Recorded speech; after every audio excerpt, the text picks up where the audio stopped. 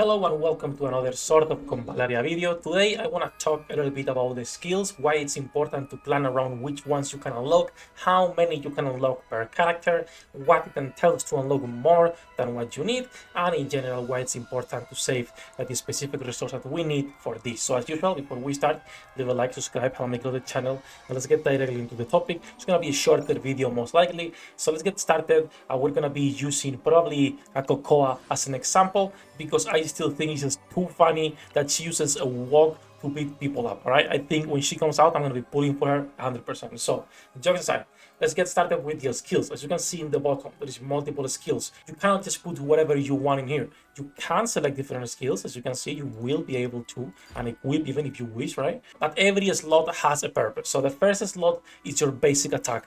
Now your basic attack changes. Your basic attack changes at level 9. Level 9 on the tree, you will be able to select two different basic attacks. Of course, this depends on the character. In the case of Cocoa, I do not know what she does yet. I will need to check the wiki and translate it. All the time at level 9, you will be able to unlock your basic attack, and you will be able to select 1 out of 3. The second slot is your reactions. Reactions, as the name implies, basically it's what happens when someone attacks you, when an enemy is defeated. It depends. The condition changes depending on the character. You will be able to unlock 2 reactions at level 5. You can pick one again, and then you can unlock the other one if you want later, and switch depending on the level. We'll talk about this later. Also, it's important to know that depending on the level, some characters you might want to change their build because they will perform better depending if there is a lot of grass and you have a mage that can burn that, or there is a lot of places where you can push enemies, or maybe the enemy is actually immune to push, so you want to change those skills for something else, right? And then lastly, going back to the topic at hand, which is the skills, the last 3 slots are active skills and passives. You can unlock as many as you want, right? And this depends on the character. From level 1 all the way to level 11, which is usually your ultimates, you will be able to unlock all of these skills, but you can only equip 3.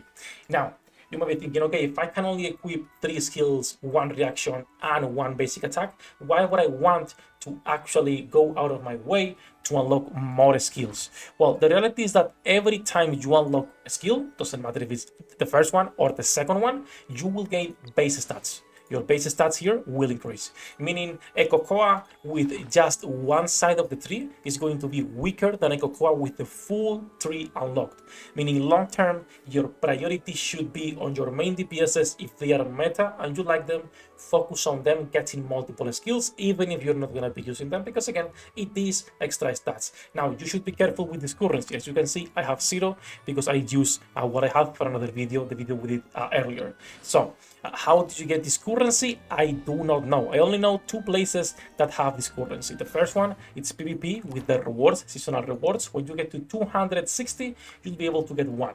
So that's 1 per PvP season. The other one, of course, is by buying them.